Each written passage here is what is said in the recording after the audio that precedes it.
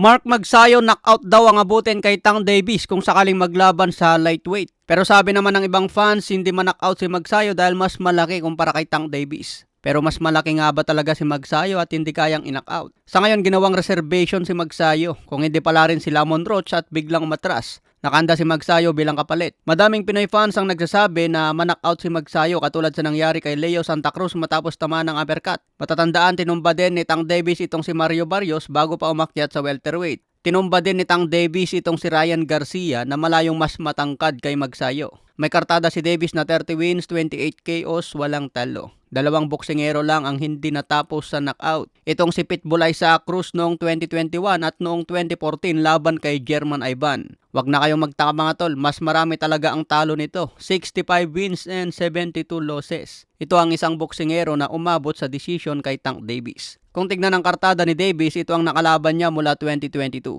Leo Santa Cruz, Mario Barrios, Isaac Pitbull Cruz, Rolando Romero, Hector Luis Garcia, Ryan Garcia, Frank Martin at si Lamont Roach. Sa darating na March 1, isang super featherweight champion ang pinakyat ni Tank Davis para kainin lang. Maraming Pinoy mga tol ang nagsasabi na matangkad daw si Magsayo kaya mahirapan din si Tank Davis. May tangkad si Magsayo na 5'6 mahigit o kaya 5'7. Si Tank Davis 5'5. Inches lang ang pagitan sa laki mga tol. Sa boxing kasi hindi sukatan ng laki dahil timbang ang basehan. Kahit matangkad kung lumalaban ito sa mababang division. Pero may matatangkad din na lumalaban sa mas mabigat. Katulad na lang ni Usyk, tinalo ang mas matangkad at mas mabigat na si Tyson Fury. Si Pacman maraming tinalo na mas matangkad sa kanya. Kaya hindi basehan ang laki sa boxing mga tol. Pero tingin ko dyan mga tol, hindi naman siguro magpabugbog lang si Magsayo.